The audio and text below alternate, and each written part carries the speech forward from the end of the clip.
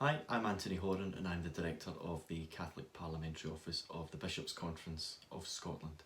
And I'd like to talk to you about the Scottish Government's Hate Crime and Public Order Bill. The bill is currently being scrutinised by the Scottish Parliament, and the Bishops' Conference of Scotland has submitted its views to the Parliamentary Justice Committee. First and foremost, the Bishops' Conference of Scotland supports the underlying principle of tackling hate, something which must be discouraged and condemned in all its forms. And consolidating Scottish hate crime law is a sensible step. Both of these points are very important. Now, Lord Bracadale carried out an independent review of hate crime legislation in Scotland, and this review was the precursor to this new government bill. Lord Bracadale, in his report, expressed that criminalising conduct is a serious step that should not be taken lightly. Any new law must be balanced with existing law and fundamental freedoms. Now, I don't think this bill secures that balance.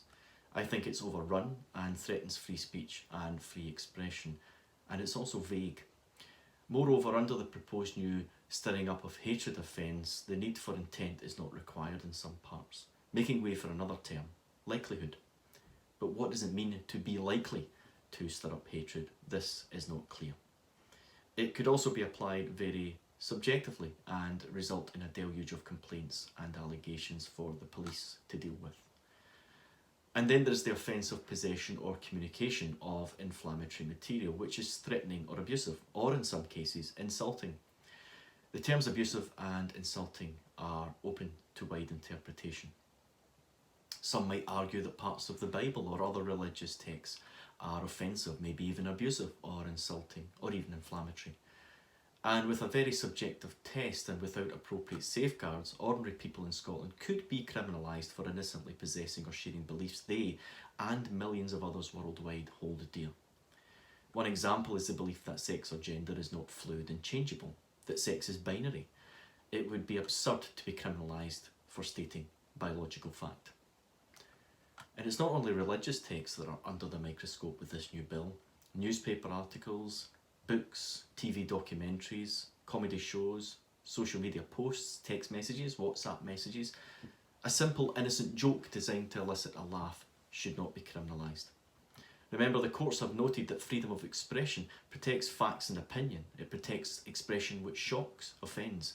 It protects the contentious and the unwelcome. So the Scottish Government must be careful about what type of conduct it's criminalising. Innocent workplace banter by the water cooler, a joke, sharing a section of scripture or a pro-life leaflet, a sign of the cross to mark the passing of a funeral procession, or a sign of the cross on stepping onto a football pitch.